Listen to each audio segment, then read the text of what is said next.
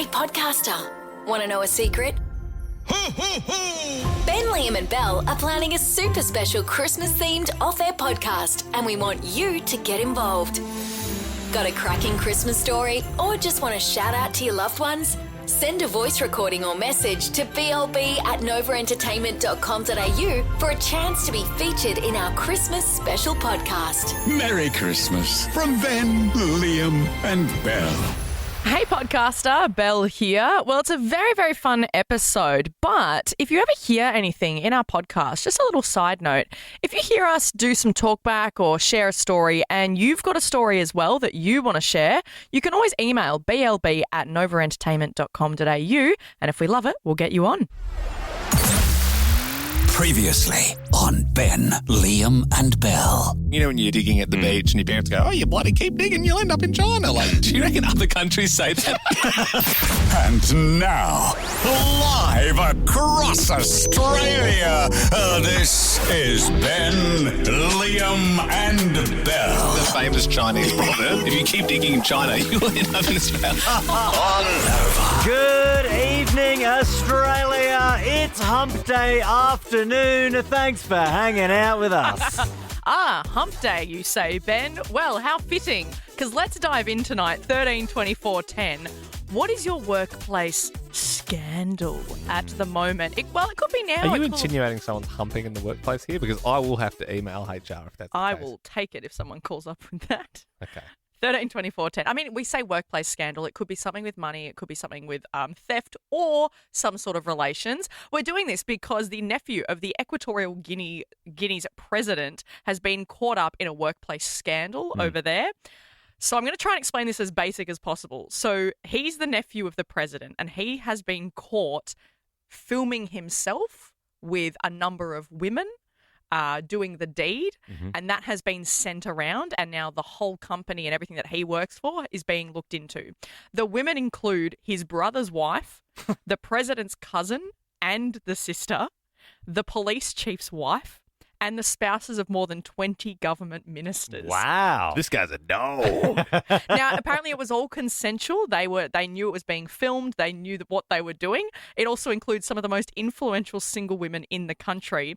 And the videos were filmed in the office, well, some of them were, in the office, one showing them doing it next to the country's flag. Wow. Okay, that's definitely a workplace scandal. If you have got one, 13-24-10, give us a buzz. Just like Anonymous in Brizzy, tell us about your workplace scandal. Okay, so this one is extremely messy, so bear with me while I paint the picture. So I've got an assistant store manager. I'm the store manager, and I don't like her. She makes up rumours and all of that. Now, she has given me her resignation, and the reason she's given me her resignation is because she's pregnant and she wants to look after her body. And I respected that. That's completely fine. Then she goes around telling everybody that she's positive. We find out she's never actually taken a test and she has faked the whole pregnancy, which we just found out yesterday. And now she's telling other people that she's had a miscarriage. Wow. Okay, so she didn't want to just admit to you that she didn't want to work there and leave. She's made up this whole concoction of lies. Exactly right. Wow. Okay, well, that is a scandal and a half. Anon, thank you so much. Ooh, Harry in Sydney. You've got a scandal at work at the moment? Yeah, look, it was a little while ago, but I worked for a cancer charity that was Australian-based, and one of my colleagues was scamming us and faking cancer for about 3 years. Really? It was pretty full on. Oh, yeah. And how were they benefiting? Were they getting money from the charity? We relocated her interstate because she had to change her doctors, and then ultimately her web of lies came undone. The press were calling her the second coming of Belle Gibson. I mean, yeah. She used to play for the national hockey team. It was pretty messy for a cancer charity to be in the press that way, but yeah, that was the scandal. It was scandalous. It was it was big. Yeah. That is huge. Yeah, Harry, I was going to mention Mel Gibson. Did you guys see, maybe this girl will also get a Netflix special. There's a Netflix, dramatized version of Mel Gibson. He was hoping, hey? Well, we've had fake cancer so far, fake pregnancies. Anonymous in Melbourne. This will be good. Work scandal. What happened? So short and sweet. Vice principal was sleeping with a teacher. They got caught getting intimate by another teacher who was actually also having an affair with the vice principal. Whoa! Whoa. He's like, whoa. Ladies. One at a time. Or not. Trust me, he wasn't worth it. Anyway. Oh, no. What were you saying? Was he a bit fugly, was he? Look, nothing I don't think anyone would park their slippers for. So. Okay, yeah, I know, I get you. No, it must have been an intellectual thing. I don't know. The boy who lived, come to die. I think I'll leave the impressions to Liam. It's the AFL 2024 draft. Yeah, I always feel weird watching the draft, personally. Just the way the sort of commentators speak about some of the guys. What do you mean? Like, they're like, oh, so strong and powerful. But they're always like, it'll be like a 17-year-old and they'll be like, oh, legs like a horse, look at him, he's going to be a great. Yeah, and I know they're just talking about how good they're going to be at footy. But it's sort of like, if you like focus on it too much, you're like, what? What did he just say about that? So can you watch it? Can you actually? Yeah, no, it's literally on like right now. So you've got the Arias, obviously, Music's Night of Nights, also the AFL Draft. Should we tune in quickly and see how it's going? Yeah, I think it's actually just starting. Yes, hello and welcome to the 2024 AFL Draft. And I tell you what, Greg, there is some absolute prime talent in tonight's draft. Oh, absolutely. Some delicious young men. What? Hey, let's get down to the action, shall we? Pick one, Gold Coast Suns, select Jeremy Hawkins. Oh, wonderful pick up there from the Gold Coast for the first round. What a specimen this young man is, just like his father before him. Big, strong arms. Right. He'll develop into a special boy indeed. Let's go back down for pick two. Pick two, Bulldogs select Mason Chilwell. Now, I don't know much about this young man's career, but I know, Greg, you've been keeping across it. Yeah, I've been keeping a keen eye. I've been following this lad on Instagram for a couple of years, and from that I can tell he has quite a strong core. Right. It's very important when you're an in and under player. Anyway, let's throw back down. Pick three, Simon treading all over you. From the Dandenong Stingrays. That young fella played most of his footy for the Dandenong Stingrays. Oh, a big bit of beef as well, and a lovely smile on him. What's his smile got to do with anything? Let's get back to the action. The Crows select Mitchell Slugworth from the Sandringham Dragons. And what a pick it is. You can see he's a family man giving his mum and dad a big kiss there. Oh, I might have to get down there. What do you mean, Greg? To congratulate the young man on a great... Let's get back to the action. Pick five, Chad Kemmelworth Jr. Oh, pick five. Great get there. He has got the best right leg in the competition. I tell you what, his left leg isn't bad either. He's ambidextrous. He can use both. A very talented young man. Well, Greg, that concludes all the draft action here tonight on Fox Footy. Have you got any closing comments? I am gonna. Sorry, I was just on Instagram there, mate. You've caught me. What was the question? I think we'll wrap it up. Alrighty, I think that went pretty well. You're listening to Len, Beam and Lel. What did you see too young? Give us a call, 13 24 10. What did you see too young? Parents are going off at the moment at Sabrina Carpenter. I heard you're back together, and if that's true, you'll just have to taste me when he's kissing you. She's doing her tour, her short and sweet tour at the moment, all around America, and some parents have thought it was fine to take their children to go and see her, and they've now hit up online saying, oh my gosh, it's so obscene, it's so rude, it's X-rated, she's dressed in lingerie, how dare she? And people are coming to the defense of Sabrina saying, well, why the hell did you bring your kids to her concert? Mainly being, a lot of her lyrics are about getting together and doing the deed and adult things. But also there's one specific song called Juno where she does like a different sexual act every night on stage to this lyric. Have you ever tried this one? So So she's on stage every night on her tour, and every time she says, have you ever tried this one, she does a different position. And then that's the thing that parents are like, oh my gosh, my kids have witnessed it. How dare you? What do you mean different position? So, for example, the one that she did the other night. Just got a couple on Tixel, mate. We just have to fly to Atlanta. Yep, and that set us back a few grand, but that's I'm looking forward to it. Well, the one that she did the other night that got really people angry was she went on her knees and she had the mic in front of her face. Right. Yeah.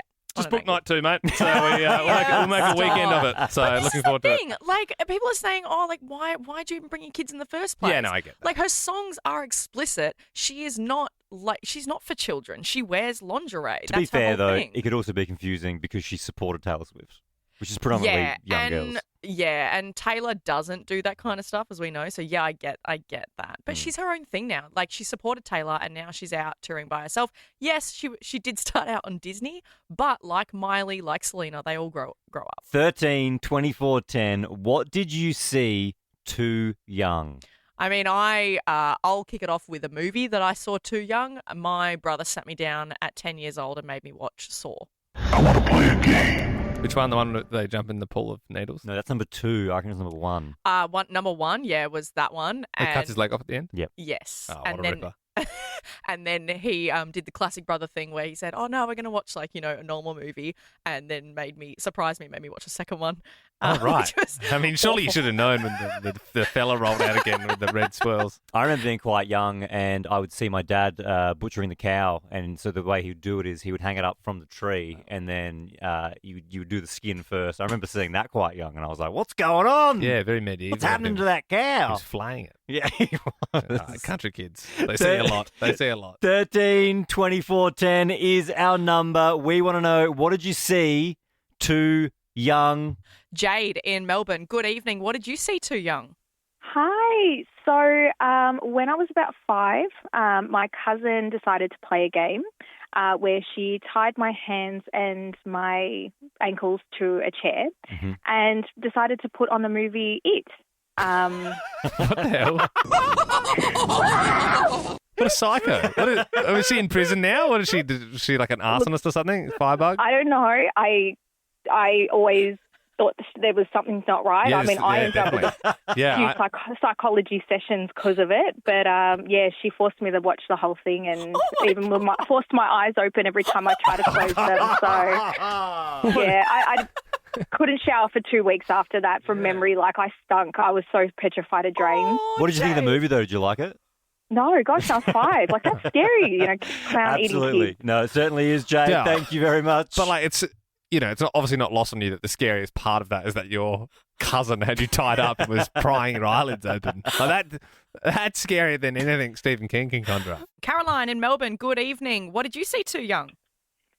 AFL legend Kevin Bartlett's bits. Why did you see Kevin Bartlett's bits? My girlfriend and I snuck into the changing rooms after the game to get autographs, and he just waltzed out of the shower starkers. Yeah, It was not pretty. Yeah. And look, Kevin's not in the wrong there. He was in the shower in the male dressing room. True. That's a little bit on you, Caroline.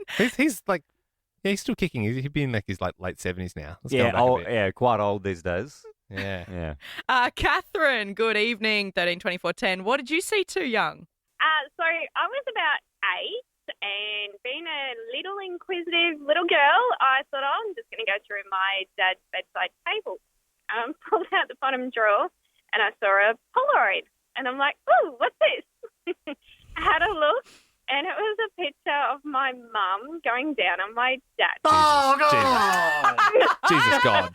I love that he's gone the full hard copy Polaroid. And it's a Polaroid as well. So, yeah, obviously there wasn't like a tripod. So, yeah, I'm just trying to imagine what angle that was taken from. And I'm sorry about that. I'm sorry you had to say that. I mean, surely you wouldn't have even understood what was, Ugh. To this day, they still don't know that I know.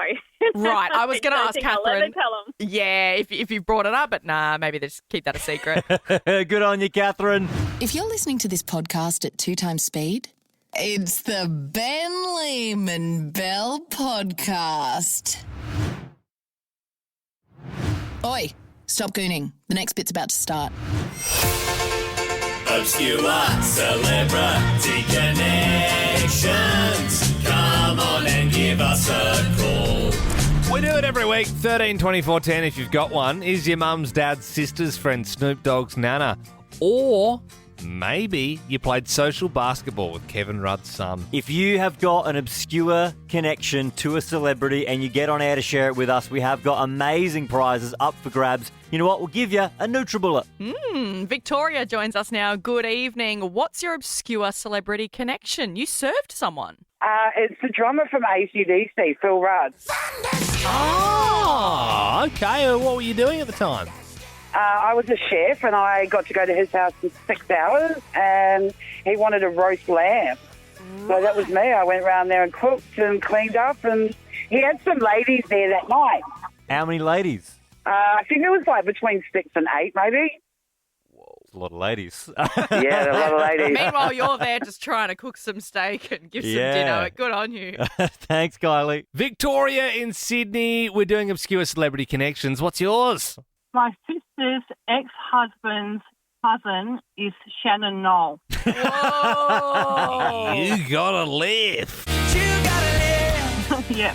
Jack in Sydney. What is your obscure celebrity connection? Ringo Star from the Beatles. And what's your connection to Ringo Star? I'm his sister's daughter's son. So you're Ringo Star's sister's daughter's son? Yeah, Jack Starkey. Your name's Jack Starkey? Yeah, it is. Have you ever met Ringo? No, but I'm going next year to meet for the first time. Oh, man, that's unreal. Oh, thanks for your call, Jack. You didn't believe Jack? Nah. Ringo Starr's an only child, guys. I've read his book. Jody in Sydney. What is your obscure celebrity connection? Hey, guys. Well, when my nan, bless her soul, when she was alive, she had a stroke and she had flowers delivered to the hospital and they were from Russell Crowe. His bodyguard dropped them off and then she was saying to the nurses, do you like my flowers from Russell Crowe? And they were like, oh, that's really sweet, dear. They thought she had dementia, but they were actually from Russell Crowe. Why?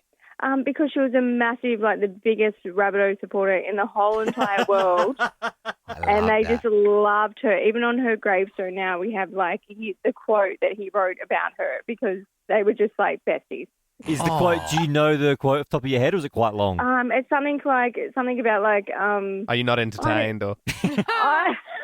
I don't know, something about like Barbara was the queen of the Rabbitohs. Yeah, what a ledge. Good on you. Yes. Oh, mate, I know Russell's not dead, but I imagine your nan up there smoking a bunger with Russell just cheering on the mighty Rabbitohs, you know? Thanks, Jody.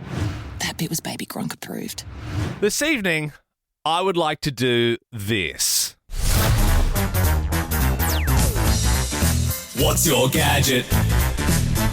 If you've got a gadget, give us a buzz, 13 24 10. Traditionally, I'm not super impressed by gadgets. I think it's because my wife buys so much junk. I've told you about it before. She's got hand warmers, like mobile hand warmers that she keeps in her pockets. She bought one. You see them advertised sometimes. It's like it vibrates and it's supposed to like clean your retainer. She's got one of them. Yep. Oh, like a jewelry cleaner.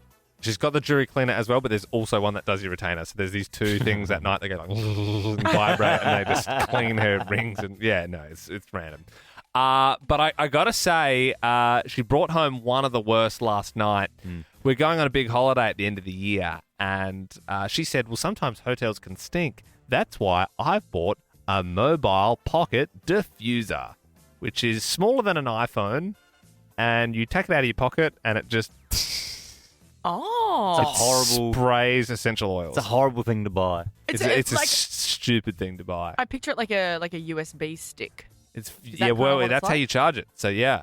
What's the difference between that and just a can of like spray? Nothing. So it just costs more. Well, you could also just spray perfume if you want. Yeah. Well, yeah, or just go outside. I don't know. Yeah, open a window. So do you want I pointless gadgets? could fix my diet on the holiday a little bit potentially. Do you want pointless gadgets or you want gadgets that are good, the bad, the ugly? She also bought another shitty one. She was like, she actually bought me one too, and she's like, look what I got for the plane. I was like, what is that? And she's like, it's a foot hammock. So you... I've seen them. I couldn't think of anything. I was like, well, send that back. I'm not using that. It's like literally you hang it over the back of the seat and then you like rest your feet on it.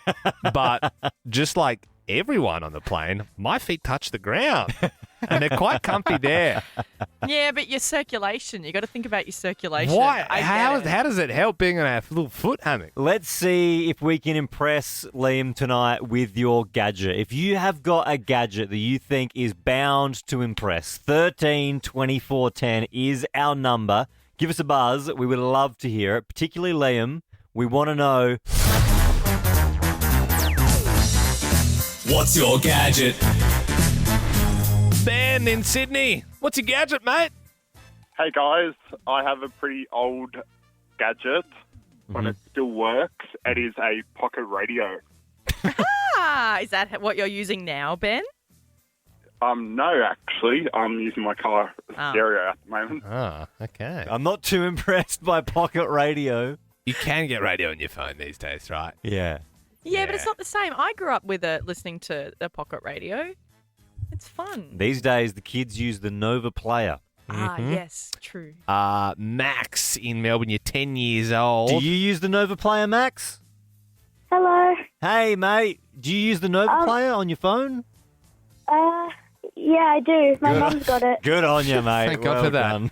Sheesh. I just thought you were going to say you use the Kiss Player for a second. Is that what it's called? I don't even know. I don't know. Mate, you've got a bit of a gadget. Yeah, my gadget is I've got a see-through clock. Whoa. And it's about the size of a brick. A what? A brick? No, but what does he have? It's a see-through clock. There's a clock that you can see through. Yes, like glass. Yeah. So you can see like all the cogs and gears and stuff inside of it. Oh no, like you can like see through it. Like it's like if you put it on the side table, you can see like behind it. Oh my God. So, but you can see the time as well. Okay, that's key. Because I was going to say, if you're just seeing like the back of a clock, you know what I mean? That you're going to be late all the time. Where'd you get? You don't understand what it is. I don't think it's like a piece of glass. You can Right. see straight through it, but it's you got can see the numbers on time. it. Yes. So how does Where it? the- How where does the it? gears? Is it like sun powered, or how does it? How does it get? How does it? Is it battery powered, Max? What is it? No, I plug it in on my side table. Behind my side table, I plug it in. Yeah. Yeah, right. Yeah. And you're telling me there's no gears on that clock? No, I think all it clocks just have tells the gears. time. Yeah. Okay. Oh, right. Yeah. Sweet. I was saying, no, it's just I know. I thought it had it, and then I started thinking about sundials and stuff, and then I Yeah. started just like, I got thrown off. Janita, what's your gadget? Hey, y'all. I have a backpack that has solar panels on the back, so I can charge my phone or laptop. whatever, Yeah, while but I'm walking. obviously, everyone at the airport thinks you've got a bomb on your back, though, don't they? You're like, oh no, these are just my solar panels. Yeah, like you're too late. You've been detained. That one is pretty good. Thank you very much, Vicky in Adelaide. What's your gadget? I have a Thermomix that does absolutely everything. Yeah, I mean, I'm familiar with it mainly does hot wet rice, though, right? No, it peels, it's slow cooked. I don't know. you make dough. Maybe it's just my mum that because it seems like a very expensive risotto maker. And that's not a dig at mum, but any time I've gone over and we've got the Thermomix out, it's risotto. Well, look, Liam, you're a tough man to crack. So far, you haven't been impressed by any of these I would gadgets. like to be impressed by one gadget. I feel like maybe the clock started to get you. 13 24 10 is our number. If you have got a gadget that you think will impress Liam, give us a buzz. We would love to hear about it. What's your gadget? James in Melbourne. I have been impressed. I've asked for people's gadgets, but nothing's really got me going yet. What have you got? Hi, mate. I've got a universal TV remote that can actually control any TV or any monitor. So it was a gift from my mate who gave it to me for my birthday. So and you could go to like someone else's house and just like flick the channels and that sort of stuff. yeah, you can literally flick the channels and like it's funny for like a bit of a prank on. But you're telling me, though, you don't have to, like, I've heard of that technology, but I'm pretty sure you have to program it to the TV. You can't just walk up to a random place's house and change the channel. Oh, I don't know. He's giving me the remote, and yeah, I found it really cool. I'm sure you do, Jay. It feels like it's cool, but you have to like play with it a little bit and set it up. Because otherwise you'd just be going to the cinema and like changing the movies and like, I feel like they've been around for a while. I think there's a movie about that. Click. Click. One of the great movies, actually. Kelly in Brisbane, what's your gadget? It's not mine, it's my partner's. He's got an old club steering wheel lock for the car. Oh, I mean, this is just now people are just calling up with null and void technology. You know what I mean? As in one of the ones that look like a baton that you put across. Yeah, no one's stealing. And they're always on the worst cars. No one wants to steal it. Anita in Melbourne, what's your gadget? I have a calculator watch. Yeah, I mean, but iPhones have calculators in them, right? As in, like, Anita, like an old Casio? Yeah. They are like full-on calculator watch. Yeah, they with like the tiny little numbers. They are pretty cute. Yeah. Yeah, they are cute. Liam doesn't seem impressed. No, I'm being a real negative Nancy. You wear a Casio, isn't it? Yeah, but it's not a calculator. And I don't go calling radio stations about it. He's not bragging about it. Okay, when did you become so mean? He just doesn't like gadgets. You wanted to do this. Well, let's find out. We've got one more. Jasmine in Sydney. What's your gadget? Hi there. I bought my dad for Father's Day a remote control esky so he can drive the beer from the shady spot to back to where he is with the beer in it. Now that's a good gadget. That's a good gadget. I wanted to play that thing, so I was waiting for one to be good. That is good. That's a good one. Good on you, Jasmine. Well done. There's no prize, just honour. And that's it! Like that podcast? There's heaps more to listen to if you just scroll back or download the Nova Player app. Ben, Liam, and Bell.